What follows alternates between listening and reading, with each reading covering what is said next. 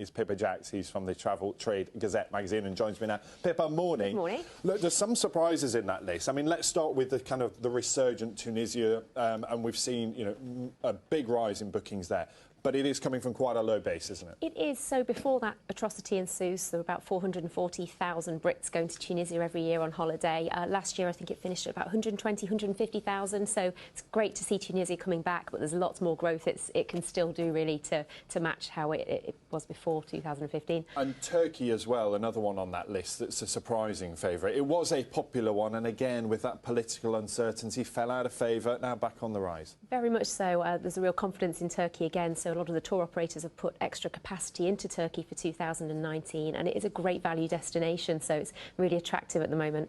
Interesting that they're both outside of the European Union. There was a lot of fear at the time, wasn't there, about whether flights to the EU would still be able to fly after Brexit, and maybe that put off some people. I mean, is there any evidence that people have thought, you know what, this year, I'm just going to hang fire till we know what's happening with flights and travel and passports and all that sort of thing? I think there's definitely a lot of holidaymakers who are still to book their summer holiday, and I imagine some of them will actually come through and book Spain and Cyprus and Greece, those sort of traditional destinations.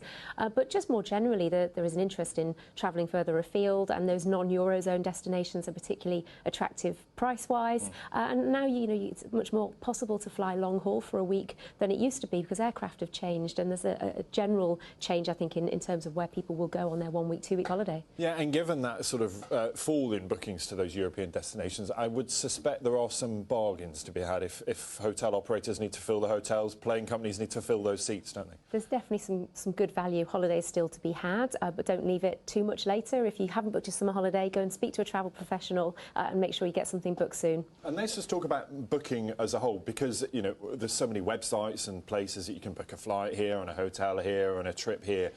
Is the package holiday still alive and well, where you book the whole thing with a travel agent and then it's all taken care of? It definitely is. There's a real resurgence at the moment in booking those packages and also speaking to a travel expert to get the best thing for you. And that's also because of just having that security. You know, if something does go wrong, you want somebody to be looking out for you and making sure that you're safe and getting you home and taking care. So it's hugely popular still to go on packages and to take that professional advice.